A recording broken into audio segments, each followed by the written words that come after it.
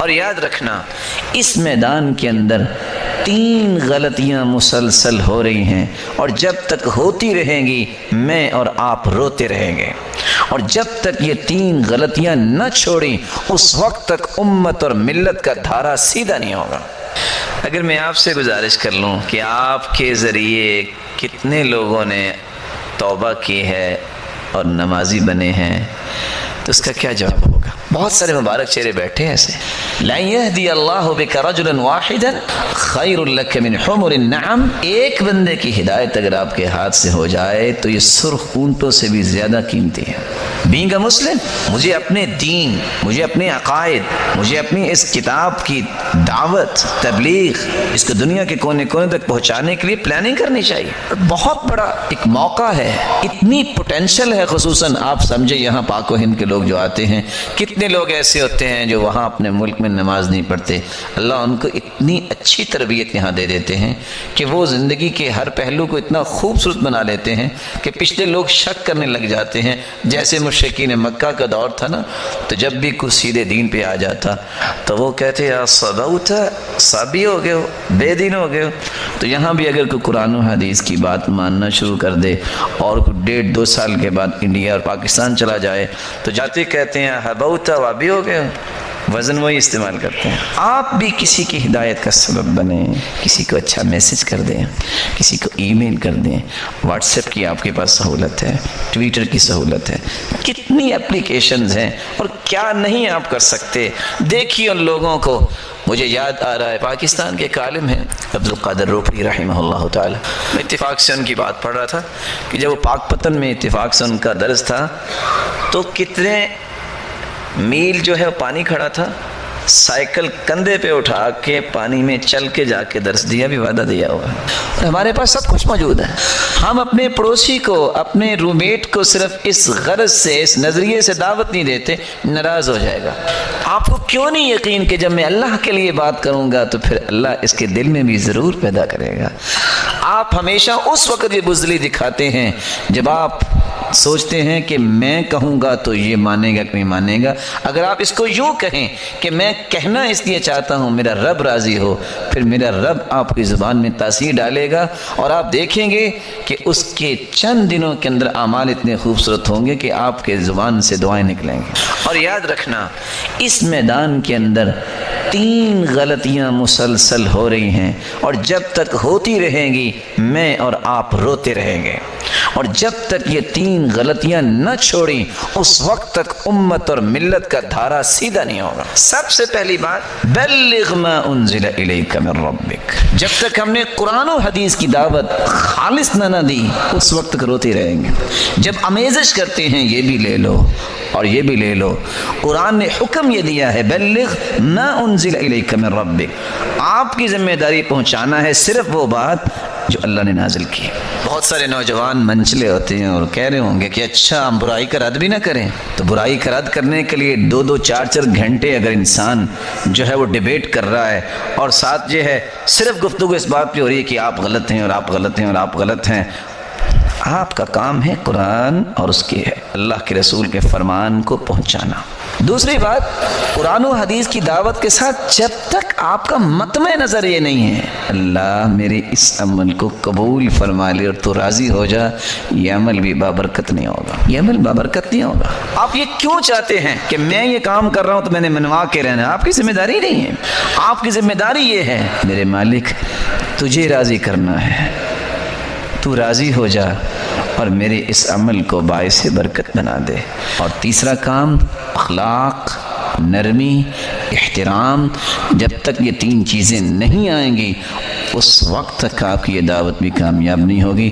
اس لیے امام شافعی کہا کرتے تھے جو شخص جیتنے کے لیے بات کرتا ہے دلیل علی خست عقلی، یہ اس کے احمق ہونے کی علامت ہے۔ اس کو اس لیے بات کرنی چاہیے اللہ کا دین جیتے، خود نہیں، اللہ کے دین کی بات بلند ہو، اللہ کا قرآن بلند ہو، رسول اکرم صلی اللہ علیہ وسلم کے مبارک طریقے دنیا میں عام ہو جائیں۔ اس کو اس سے کوئی غرض نہیں ہونی چاہیے کہ میں جیتا ہوں یا ہارتا ہوں، اس کو ہونا یہ چاہیے اللہ کا دین بلند ہونا چاہیے۔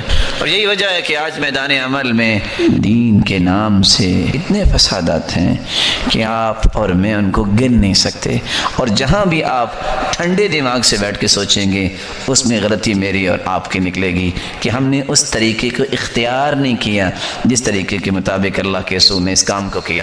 میں ایک چھوٹی سی حدیث سنا کے اس کی وضاحت کرنا چاہوں گا۔ اگر آپ نے کسی کی اصلاح کرنی ہے تو اس کے لیے ضروری ہے کہ آپ کہیں اوے چور، ضروری ہے، اوے کافر، اوے منافق، اوے فاسق، ضروری ہے یہ؟ ہم چونکہ اس کو ضروری سمجھ بیٹھے ہیں، اور ہماری پوری صلاحیت اس میں لگتی ہے کہ میں ثابت کروں گا آج کہ تم جہنمی ہو، اور قرآن کہتا ہے وَلَا تُسْأَلْ عَنْ أَصْحَابِ الْجَحِيمِ، تم سے تو جہنمیوں کے بارے میں پوچھے نہیں جانا، تو آپ کس چیز کی تیاری کر رہے ہیں ساری؟ ایک بات اللہ کے رسول صلی اللہ علیہ وسلم نے سمجھانی تھی، 6 طریقے اختیار کیے، مصلی پہ بیٹھے، جہاں جس طرح کا انداز تھا مصلی کا اللہ کے رسول کے زمانے میں، آپ نے سلام پھیر کے سنت یہ ہے کہ اللہ کے رسول صلی اللہ علیہ وسلم 3 مرتبہ استغفر اللہ کہتے، اور اللہم انت السلام و منک السلام تک جب پہنچتے اس کے بعد اپنے چہرہ انور کو مقتدیوں کی طرف موڑ لیتے، کبھی دائیں اور کبھی بائیں۔ صحابی معاذ بن جبل رضی اللہ تعالی عنہ، حدیث آپ نے سنے ہوئی ہے، ان کو کوئی کام ہوگا وہ جا رہے تھے، آپ نے وہاں بیٹھے پہلی بات یہ کہی یا معاذ انی احبک، معاذ مجھے آپ سے بہت محبت ہے۔ کائنات کا سرتاج کسی کو کہہ رہا ہے کہ مجھے بہت محبت ہے، اس کے دل میں سرور کتنا آیا ہوگا۔ دوسرا کام کیا کیا؟ جواب انہوں نے کیا دیا، اللہ کے رسول مجھے بھی آپ سے بہت محبت ہے۔ وہ اپنے کام بھول گئے، اٹھے، وہاں بیٹھے نہیں رہے۔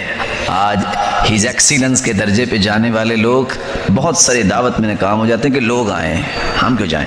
آپ اٹھے، دوسرا کام۔ پھر آپ چل کے گئے، سیدنا معاذ صحابی کی طرف جائے رسول صلی اللہ علیہ وسلم، وہ ہستی جس جیسی ہستی اللہ نے آج تک پیدا ہی نہیں کی۔ چوتھا کام، آپ نے صحابی کا ہاتھ اپنے ہاتھوں میں لیا، اپنائیت دی، محبت دی۔ پانچواں کام، کہا معاذ میں آج آپ کو ایک تحفہ دینا چاہتا ہوں، وہ جس کے سامنے تبسم ہو جائے اللہ کے رسول کا، اس سے بڑا بھی کوئی تحفہ ہے؟ پھر تحفہ کیا دیا؟ لا تدعن دبر كل صلاة مكتوبة اللهم أعني على ذكرك وشكرك وحسن عبادتك۔ معاذ کسی بھی نماز کے بعد یہ کہنا نہ بولنا، اللہم اعنی علی ذکرک و شکرک و حسن عبادتک، اے اللہ خوبصورت ذکر اور خوبصورت شکر اور خوبصورت عبادت پر میری مدد فرما۔ صحابی معاذ دنیا سے جانے لگے تو کہتے ہیں لوگوں گواہ رہنا، جب سے میں نے سنا ہے آج تک کسی نماز کے بعد اس کو چھوڑا نہیں ہے۔ اگر مصلی پہ بیٹھے بیٹھے اللہ کے رسول کہہ دیتے اے جو امید ہی نہیں ہو سکتی کسی مسلمان کو کہ سرتاج رسول کا یہ انداز ہو، کہاں جا رہے ہو؟ انداز سمجھیے۔ نوجوان اللہ کے رسول کے پاس آتا ہے، نوجوان جوانی کا ایک روب ان کے اندر ہوتا ہے، تازہ خون کی ایک تڑپ ہوتی ہے، کہتے ہیں اذن لی فی الزنا، اللہ کے رسول مجھے اجازت دیجئے۔ کس چیز کی؟ بدکاری کی اجازت۔ صحابہ کرام پریشان ہوئے، وہ کیا کہہ رہے ہو؟ تو آپ نے کیا فرمایا؟ محلن محلن، رک جاؤ۔ بھی کوئی ہاسپٹل میں مریض آ جائے تو اس کو پھر غصہ کرتے ہیں، وہ تو بیمار ہے۔ کبھی آپ نے دیکھا ہے کہ اگر دوائی جو ہے وہ مریض نہ کھائے تو اس کو پھر زہر کا ٹیکہ کو لگا دے، کوئی انجیکشن لگا دیتا ہے ڈاکٹر؟ کبھی کرتا ہے ایسا؟ دائی ڈاکٹر ہوتا ہے، مبلغ اور پریچر ڈاکٹر ہوتا ہے، اتنی دوائی دیتا ہے جتنی ضرورت ہے، اور ڈائیگنوز کرنے کے بعد دیتا ہے۔ وہ بادشاہ قسم کے ڈاکٹر نہیں ہوتا۔ آپ نے دیکھا دیہاتوں میں بیٹھے ہوتے ہیں، انہوں نے نہیں دیکھنا ہوتا کہ اس بیچارے کو کیا مسئلہ ہے۔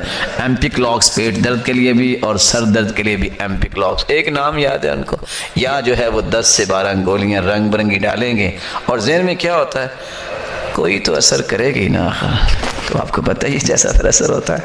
اللہ کے رسول صلی اللہ علیہ وسلم نے جب یہ ماجرا دیکھا تو آپ نے بالکل پریشانی کا اظہار نہیں کیا۔ اور آپ کو پتہ ہے کچھ مریض ایمرجنسی کے ہوتے ہیں، کچھ مریض جو ہیں وہ عام وارڈ میں ہوتے ہیں، کوئی آئی سی یو میں لے جانے والے ہوتے ہیں، اور کسی کی آپ کو پتہ ملاقات ہی بند ہو جاتی ہے کہ بس یہ منوم ہے، اس کو نہ چھیڑو۔ اللہ کے رسول صلی اللہ علیہ وسلم نے ایک اور بات سمجھائی جو میں اور آپ نہیں سمجھتے۔ مریض بسا اوقات تڑپ رہا ہوتا ہے، وہ ڈاکٹر کے پاس نہیں آ سکتا، ڈاکٹر کو بھاگ کے جانا پڑتا ہے۔ سجنا منہ، اللہ کے رسول صلی اللہ علیہ وسلم اس کے قریب ہوئے، وہ نہیں آیا، اور آپ نے ڈائگنوز کرنے کے لیے حکماء جو ہیں وہ نہ باز ہوتے ہیں نہ بس چیک کرتے ہیں، ڈاکٹر بھی جو ہے کچھ لگا کے چیک کرتے ہیں، تو آپ نے بھی صرف اس کو بیماری کو چیک کرنے کے لیے سوال کر دیا، کہا تحبہ لأمک، پسند ہے کہ تمہاری والدہ سے کوئی یہ زیادتی کرے؟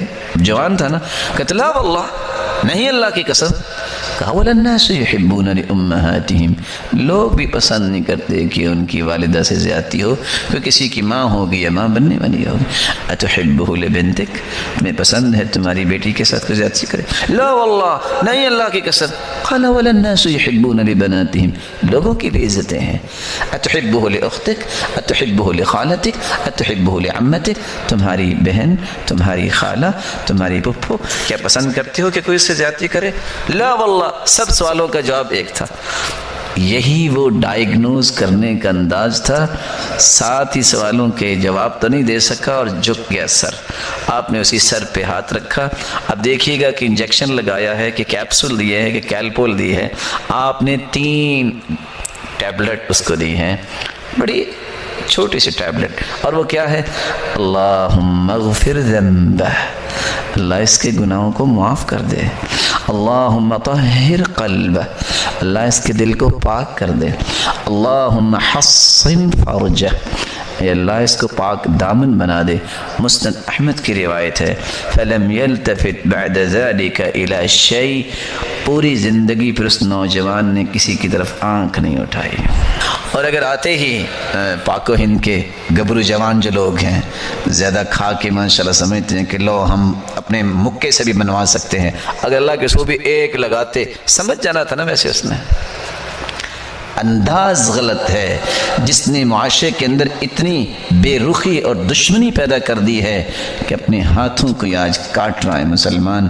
یہ مسلمان جس سے کافر دہشت زدہ ہوتے تھے، آج وہ اپنے گھر میں بیٹھ کے مسلمان کا مسلمان کے ہاتھ سے کٹوا رہا ہے اور قتل کروا رہا ہے، اور اس کی بنیاد ہماری اپنی ناقص فہم ہے، ہمارے اپنے رویے ہیں جن کو چینج کرنا ہوگا۔ یتلون کتاب اللہ، اس کا 5واں کام مجھے اور آپ کو جو کرنا ہے، رسول اللہ صلی اللہ علیہ وسلم کے طریقے کے مطابق اس پیغام کو عام کرنے کی پہلو کو اختیار کیجئے، پلاننگ کیجئے۔